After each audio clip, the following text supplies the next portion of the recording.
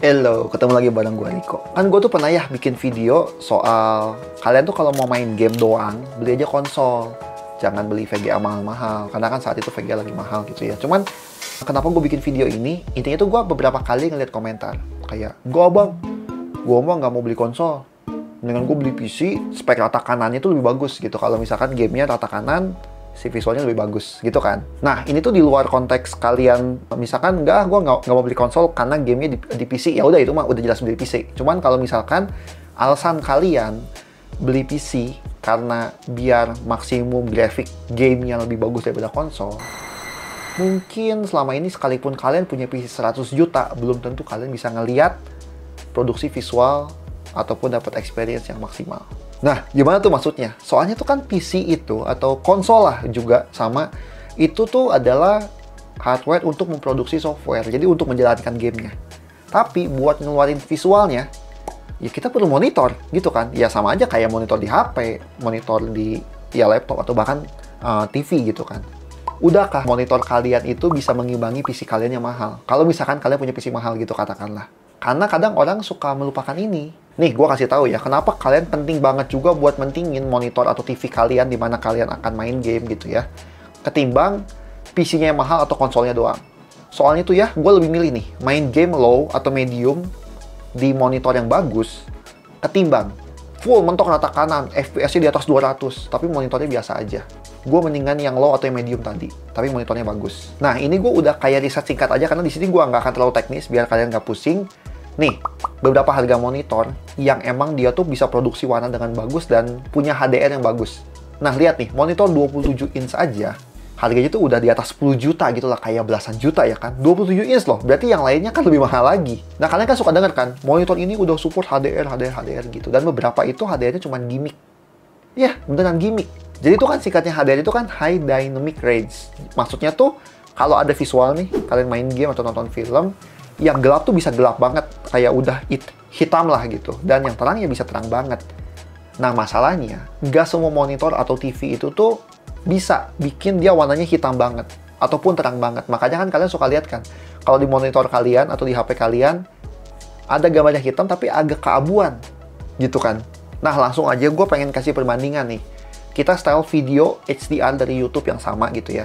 Yang satu play di monitor gue ini, yang satu play di TV gue. Dan baik lagi, ini emang tergantung kalian nontonnya di device apa juga. Produksi warnanya kan tetap akan beda, karena kan kalian nonton di device kalian. Cuman harusnya sih ada perbedaan yang kalian lihat. Nah, di situ kelihatan yang paling simple. Kayak TV gue tuh kayak lebih pop up gitu warnanya. Kayak lebih keluar ya kan, dibandingkan monitor gue.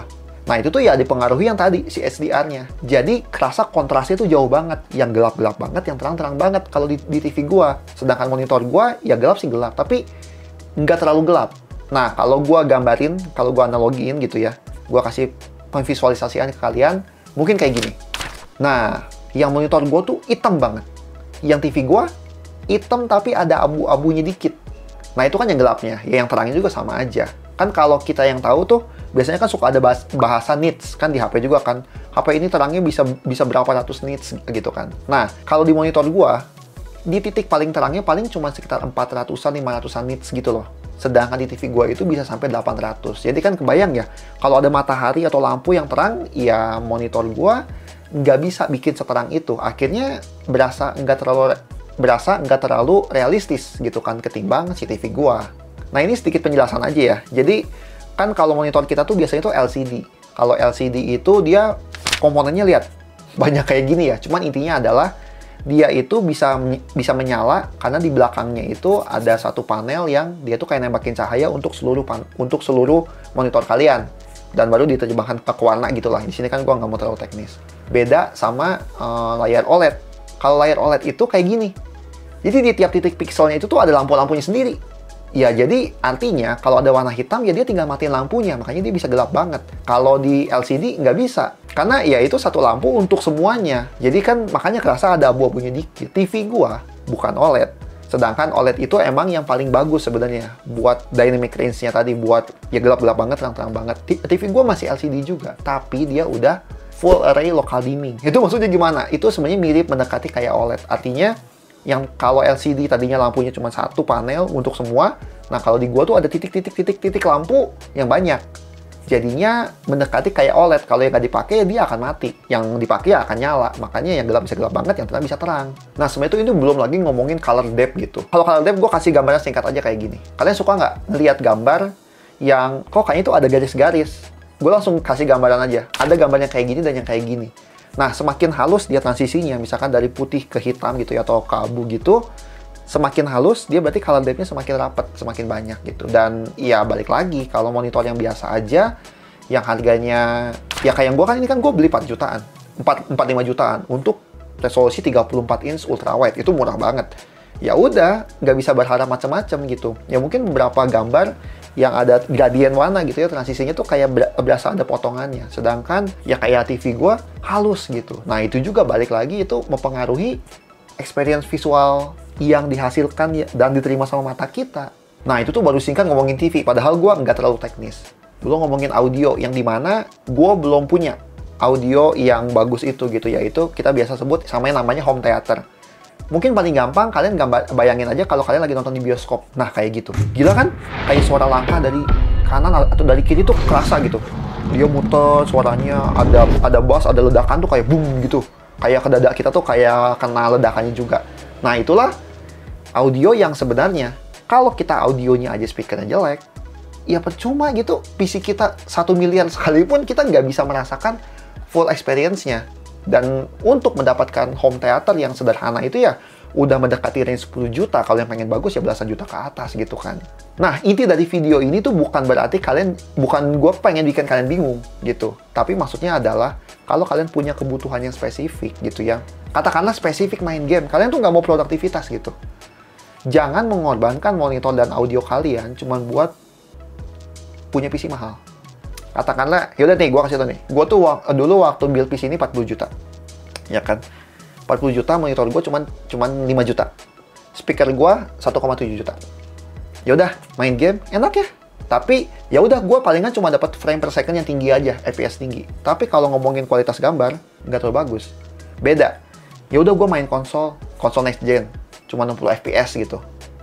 Tapi, sisa budgetnya kan konsol next gen paling 10 juta. Sisa budgetnya gue buat TV gue tuh gue beli 14 juta dan home theater 15 juta gitu.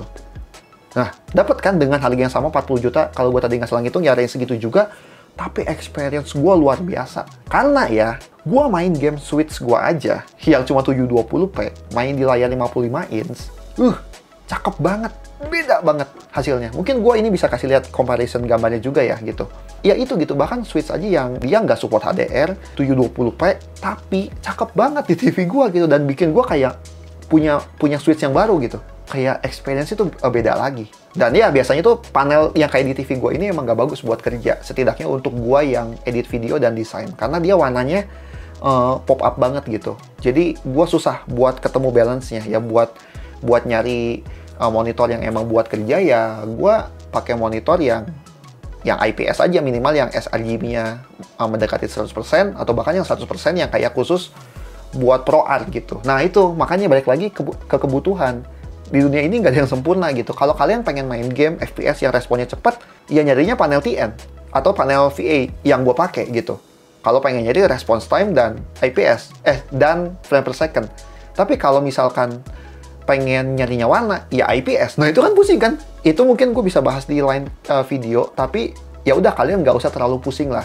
Aduh, gue jadi bingung nih pengen milih layar gimana atau yang kayak gimana. Tapi minimal dengan video ini, kalian bisa dapat gambarannya sedikit gitu. Kalau kalian pengen mendapatkan full experience, nggak cuma mikirin satu aspek aja, ya udah PC yang mahal gitu 100 juta. Enggak. Banyak. Ya bahkan kalau udah ngomongin mouse, controller, keyboard, itu kan mempengaruhi experience kalian bermain juga gitu. Karena kan kalian main bukan cuman cetet nyalain PC, udah diem. Enggak kan. Semua tangan kalian gerak. Pegang mouse, pegang keyboard. Itunya pun pengaruh ke experience bermain kalian gitu. Jadi ya balik lagi, bijak-bijaklah dalam memilih hardware sesuai dengan kebutuhan kalian. Sebenarnya ini bukan cuma main game aja. Kalau kalian pengen produktivitas, pengen kerja, kayak yang gue selalu bilang, ya selidikin pakai software apa, dia kebutuhannya ke prosesor atau ke VGA kah. Nah itunya kalian bisa sesuaikan. Kecuali kalian ya Rafathar, budgetnya tak terbatas sih, itu mah gue nggak usah nonton video ini, langsung beli aja semua gitu. Ya udah, Semoga bermanfaat, harusnya bermanfaat sih, itu aja dari gua. Balik lagi, semoga bermanfaat. Nuhun.